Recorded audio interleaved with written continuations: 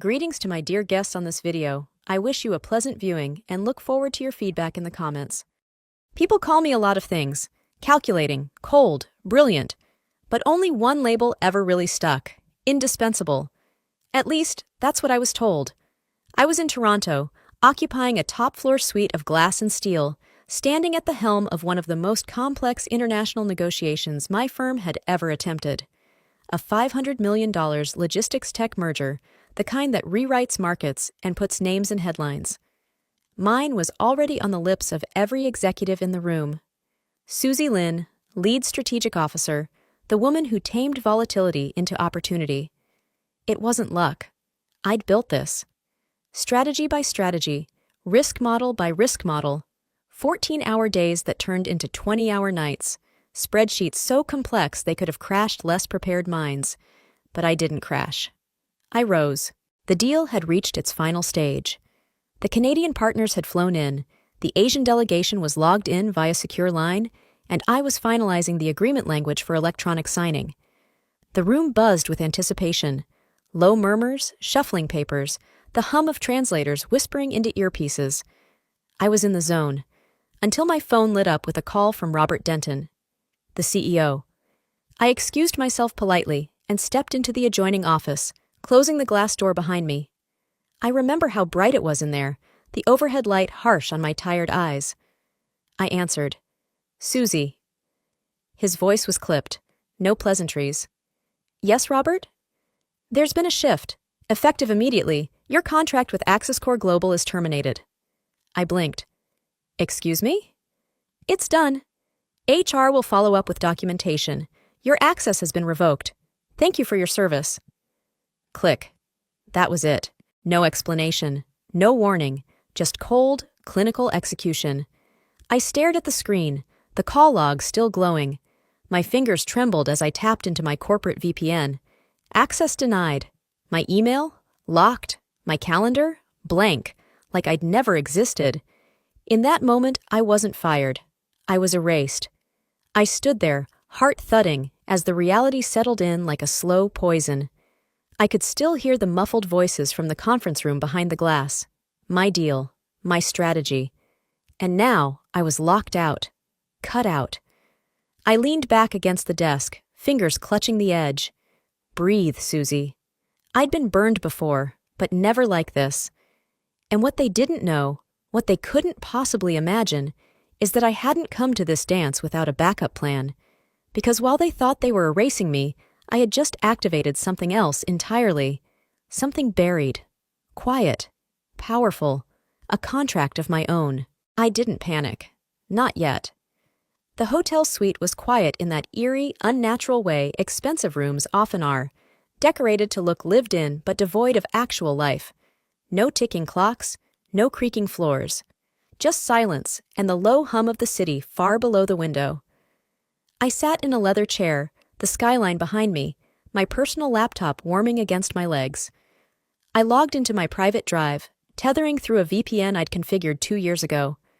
I'd called it Night Fox, half joking with myself back then that someday I might need a way in if things ever got strange. Well, they were strange now. At first, I thought maybe Robert's call had been some kind of tactical play, a maneuver, a bluff even. Maybe I was being removed as a figurehead, only to be quietly restored once the dust settled. The corporate world ran on illusion more often than strategy, but that hope burned out fast. I opened the last known version of the agreement, the one I'd worked on until 3 a.m. the night before.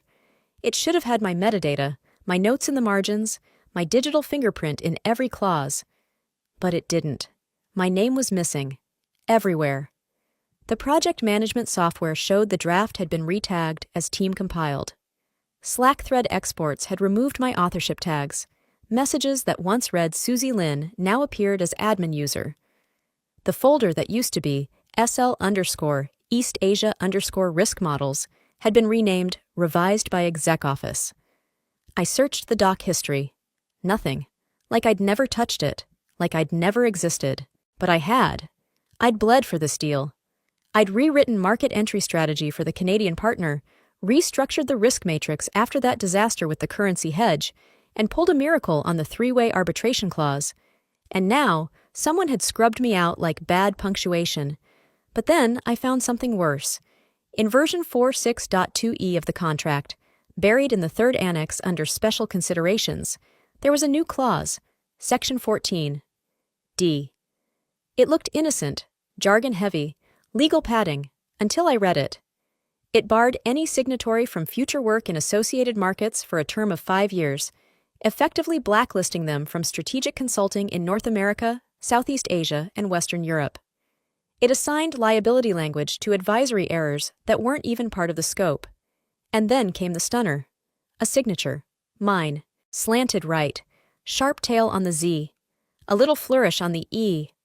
Just like I sign when I'm in a hurry. Only, I had never seen this clause, never approved it, never signed it. I froze. For a full 10 seconds, I just stared, not breathing. My pulse thundered in my ears. It was forged. I zoomed in on the metadata.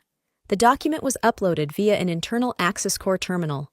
ID tag, ACCESINT0220, out of the New York office.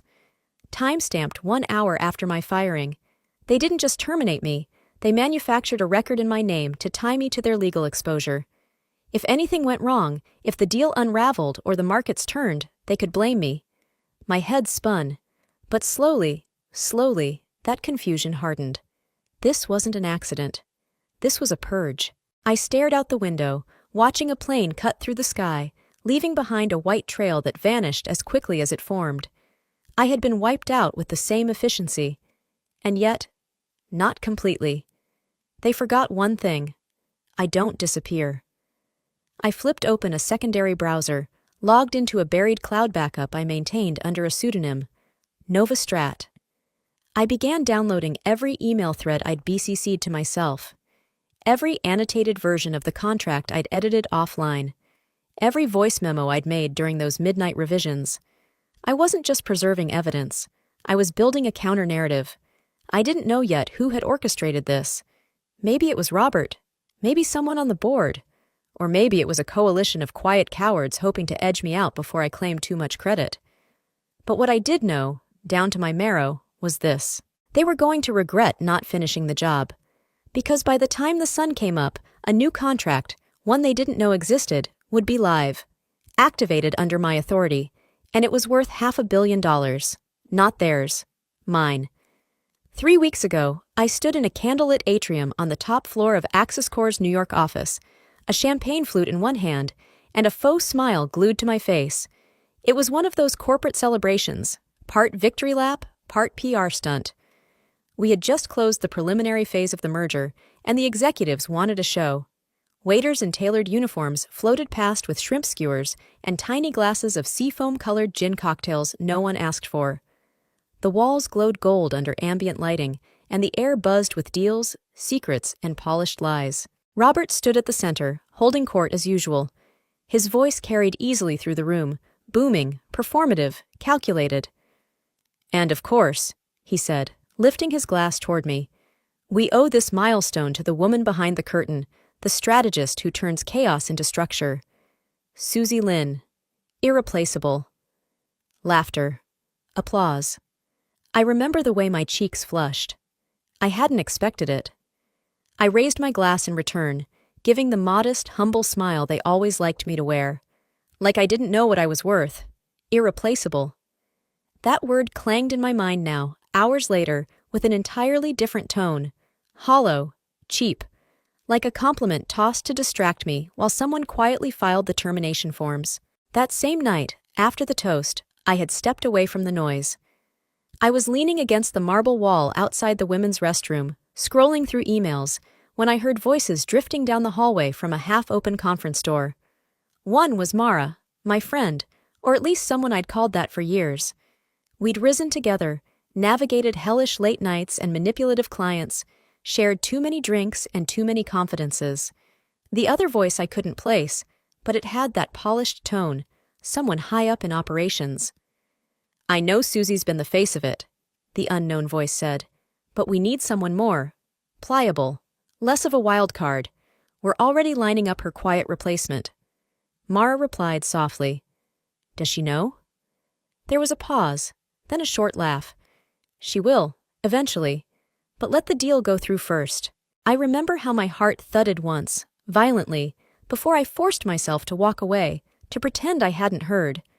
I told myself it didn't mean anything, that maybe I misheard, that it couldn't possibly refer to me. I was irreplaceable. Robert had just said so. And God help me, I believed it. That was the worst part. Not the firing. Not even the forgery. The illusion of trust. That I had spent years building relationships I thought were real. That I had given them everything, late nights, vacation days, fragments of my health, my sanity, and they had raised a glass and called me brilliant while chiseling my name off the wall behind my back. That's what made the betrayal burn like acid. Because I wasn't naive, but I was human, I'd let myself feel proud. Let myself believe that for once I wasn't being used, that I had earned a place that couldn't be stripped away by strategy decks and secret meetings. And yet, here I was, a shadow in a hotel suite, watching her name vanish from the very work she built. I stared at my reflection in the window, just a silhouette against a skyline that suddenly felt unfamiliar. Cold.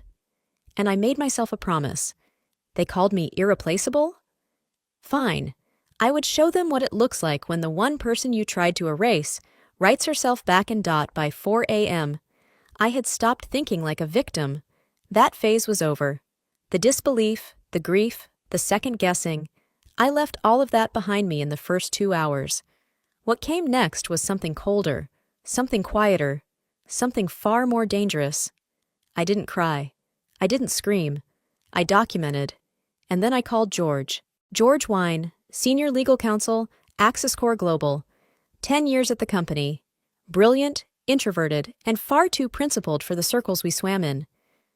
He once rewrote an entire client settlement clause at 2 a.m. because it felt wrong.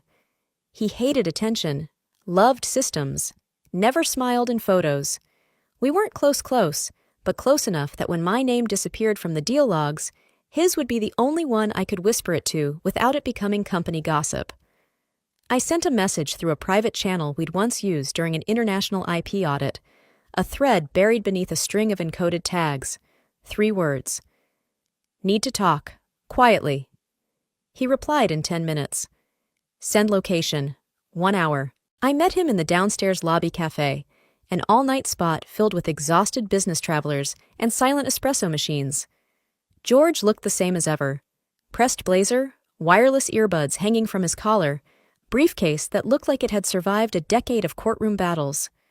He slid into the booth across from me and said nothing. Just watched. I handed him a drive. My eyes didn't flinch. Start with folder 5. He inserted the drive into his tablet, brows knitting slowly as he scrolled through the files. I watched the flicker of recognition in his eyes, the metadata, the audit logs, the IP addresses. Finally, he looked up. Someone forged your name. I nodded. And stripped your authorship, he added, his voice low. I've seen this once before. In another division. It was buried. Silently. Not this time, I said. My voice wasn't trembling anymore. George tapped the screen thoughtfully. This wasn't a one-person job. Someone from internal ops signed off on this. Possibly legal, possibly finance, but they had help. Multiple clearances. I leaned in, lowering my voice. They want me out because I was too close to the deal, and because I was supposed to sign off on something. I never agreed to. He nodded once. You need to keep digging, but not from your hotel. They'll track your IP. Already ahead of you, I said, sliding him a slip of paper. These are public access nodes I'm routing through. And George, this never touches your department officially. You didn't help me. You didn't know. His mouth twisted slightly in that almost smile he gave when he respected someone's game. Understood. When he left, I didn't go back upstairs. I walked to a 24-hour co-working space I'd used back when I was freelancing during grad school. I still had a lifetime login. They still had coffee and bad lighting.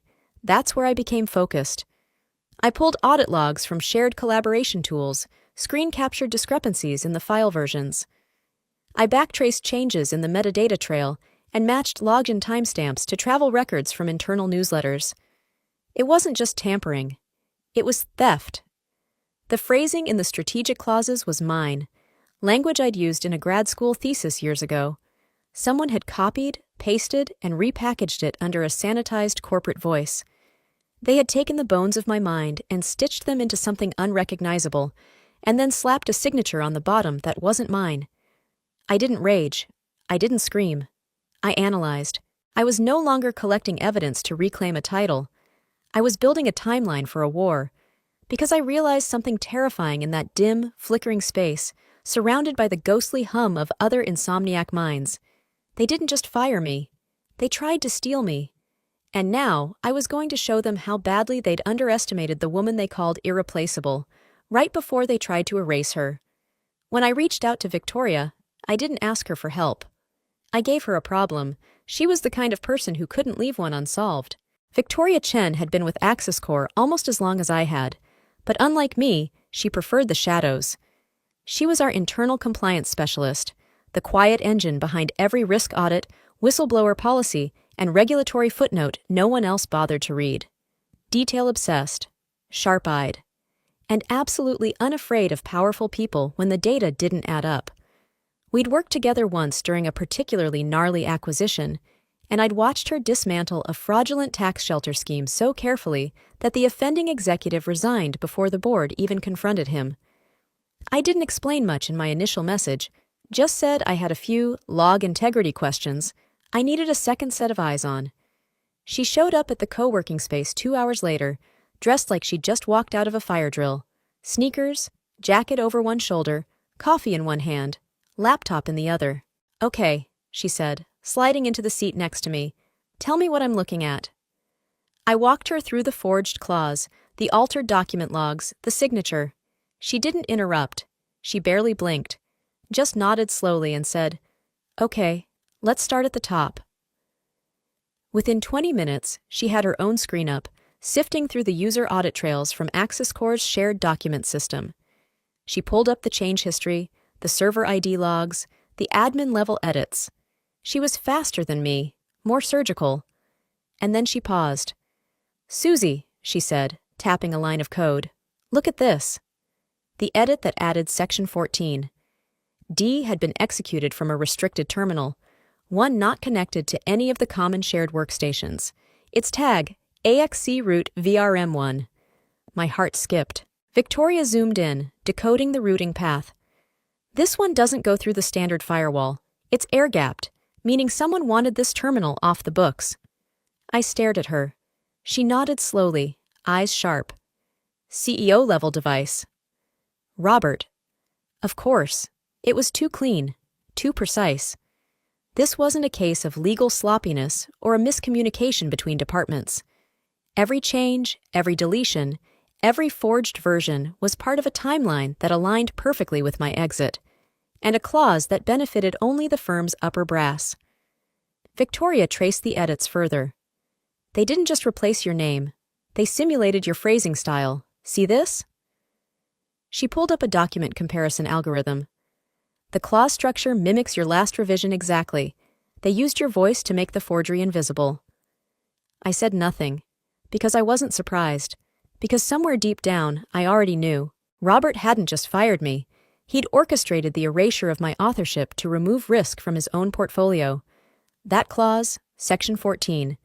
D, it was toxic. It shifted liability to signatories, shielded executive interests, and ensured that if the merger soured, I would be on the hook for exposure. And by forging my name, he'd made sure I'd have no recourse. Or so he thought. I sat back in the chair, breath calm, pulse steady. Victoria looked over at me. "This is damning." "Yes," I said, eyes locked on the screen. "It is." I didn't smile. I didn't gloat. Because what I had wasn't revenge. What I had now was proof. While Victoria ran forensic logs and compiled screenshots into a compliance grade report, I leaned back and stared at the ceiling tiles, letting my mind drift, just briefly. Because 8 weeks ago, I had done something Robert would never have predicted. I created a company. On paper, it was nothing remarkable. A neutral third-party service vendor called Orion Integration Group Limited, registered in Alberta, Canada. Lean infrastructure, no permanent employees, just enough capital to make it look legitimate and enough paper trail to keep it invisible. But the ownership records? Encrypted and buried under a shell trust, which meant no one, no analyst, no lawyer, no executive, knew that I was its founder. I'd built Orion in the earliest phase of the negotiation when it became clear the deal would require a transitional holding entity to manage data warehousing and market entry logistics. The Asian delegation wanted neutrality. The Canadians wanted distance. Robert had waved it off with a bored, handle it. And so I did. The contract clause, buried on page 89, subsection 3, 2.7c, gave Orion temporary ownership over all new infrastructure deployed during the merger's transition phase: cloud systems, data nodes, payment rails. Until full legal absorption was finalized, Orion held the keys. And I held Orion. I remembered the exact moment I made that decision. It was a Wednesday night in March. I was working out of an airport lounge in Singapore, watching Robert lie through his teeth to a vendor on a conference call. I'd been pushing for clearer data protection language. He overruled me, telling the vendor, "Don't worry, we're all one team." That's when I knew. I needed a fallback. Not revenge, not leverage, just protection, a fail-safe. So I built one. And now, the irony was staggering. They'd fired me, forged my signature, cut off my access. But the servers, the pipeline, the staging environments, all of it was being run through Orion's licenses. Meaning if I flipped the internal authentication keys or revoked a specific endpoint, they'd lose control overnight. Not forever, but long enough for the Canadian side to panic, for the Asian delegation to start asking questions, for everything to unravel. And the best part? They didn't know. Not Robert. Not legal. Not finance. I had built Orion into the foundation of the merger like a steel beam behind drywall. Quiet, indispensable, hidden in plain sight. Victoria noticed my silence and glanced over. "You look dangerous." I smiled, just a little. "I'm just remembering something they forgot." She raised an eyebrow, curious. I didn't elaborate, because the time for secrets was almost over. And when they finally realized who Orion really was, it wouldn't just be a surprise. It would be checkmate. The moment I left the co-working space, I walked 5 blocks through the thinning dawn to a private terminal hub I'd used only once before, buried in the financial district, built for quiet operations and clean logins. No prying eyes. No corporate IT fingerprints. I sat in the stark, soundproof pod, palms flat against the touch sensor pad as the machine blinked to life. Accessing Orion Core environment. The screen glowed. The biometric prompt slid into view. Voice recognition. Fingerprint. Retinal scan. This was my fortress. I had built it layer by layer over the past 2 months. Custom modules, real-time sync between continents, blockchain ledger entries backed by Swiss standards. The system held every operational piece of the merger's backbone: logistics data, compliance records, partner agreements, internal forecasts. Nothing moved unless Orion validated it, and I was the only one who could get in. Or so I thought. I placed my thumb on the scanner. Error. I blinked. Retried. Error. Credential mismatch. Please verify admin access. A cold weight settled in my chest. I tried again, this time using the override protocol, one that bypassed token authentication and went straight through encrypted key verification. System locked. Administrative override detected. Access suspended. I stared at the screen. Someone had locked me out of my own system. They couldn't have known. Not unless they found a leak. Not unless... My stomach twisted. Robert didn't just try to erase me. He tried to hijack Orion. And someone inside, must have helped him build a back door. But in doing so, they triggered the failsafe. The platform had gone into panic lock. That was by design. If more than one admin login was attempted without biometric match, the entire system froze until manually reauthorized by the primary founder. Me. But I couldn't reach it. Not from here. The chaos would be instant. Without Orion, every transaction in the merger pipeline would stall. Every data sync would fail. Every client-facing interface would go dark. I could already imagine it. Boardrooms full of blinking screens, red error messages, and a growing sense of something slipping out of control. It would spread like digital wildfire. And all I could do was wait. I leaned back in the chair, staring at the frozen interface, and for the first time since that night in the hotel suite, I smiled. Not out of malice, out of clarity, because this wasn't noise anymore. This was silence. My silence. And it was speaking louder than any memo or press release ever could. I pulled out my private phone, not the Access Corps-issued device, the real one, the untraceable one. I dialed a number I hadn't used in 6 months. Julian picked up on the third ring. Susie. His voice still had that crisp Swiss cadence, calm, analytical, dangerous, in the right room. Julienne, I said evenly, tell me what they told you. A pause. They said you were reassigned, he replied. Transitioned to an internal role pending restructuring. Do you believe that? Another pause. Longer this time. I know you, he said. And I know your fingerprints are on every piece of this structure. The system's gone dark. They're panicking. And I'm guessing you're the only one who knows why. I said nothing.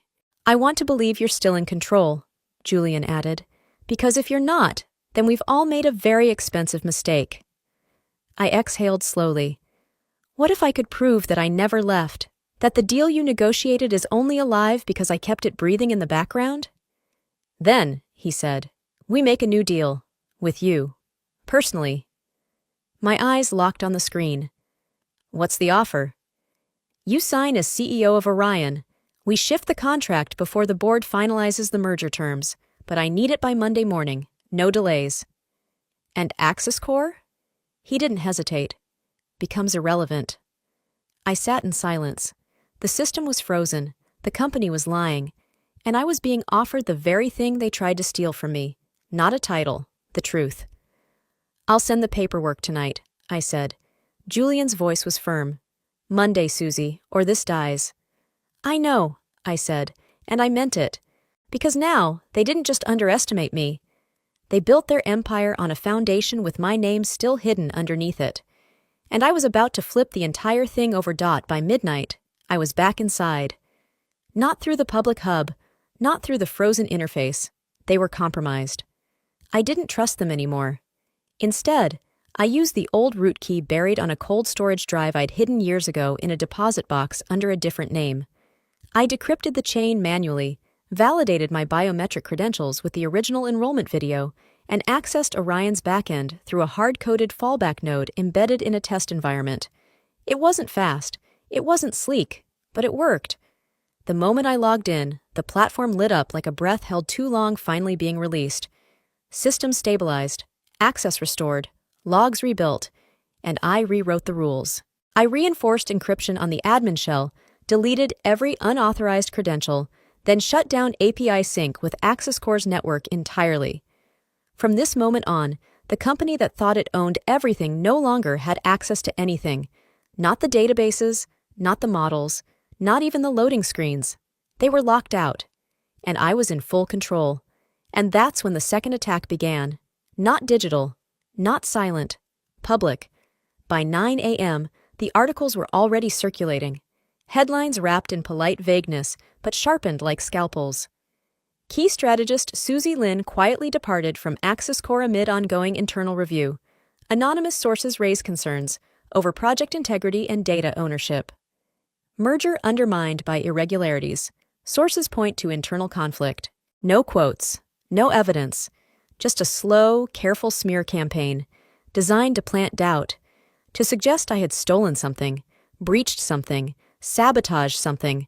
Of course, I hadn't, but they weren't trying to win a case. They were trying to muddy the narrative. Make it so that when I emerged on Monday, people wouldn't know what to believe. But here's the thing about lies whispered in public.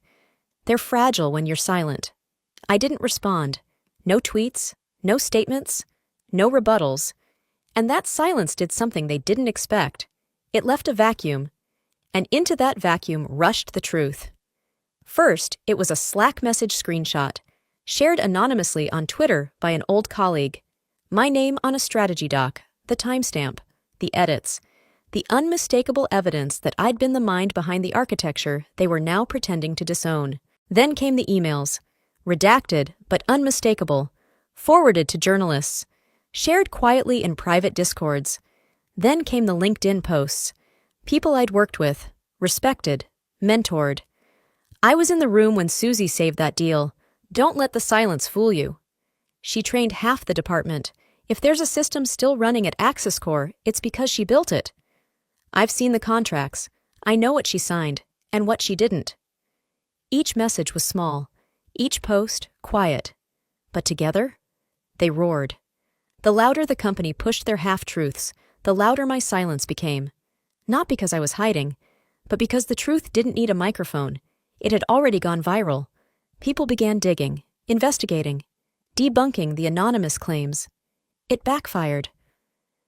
By Friday evening, I received a message from a journalist at one of the top finance publications. "Off the record," she wrote, "we've seen the evidence. You don't need to speak. They already said too much."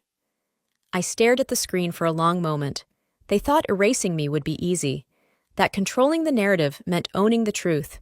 But they forgot that silence isn't submission. Sometimes it's strategy.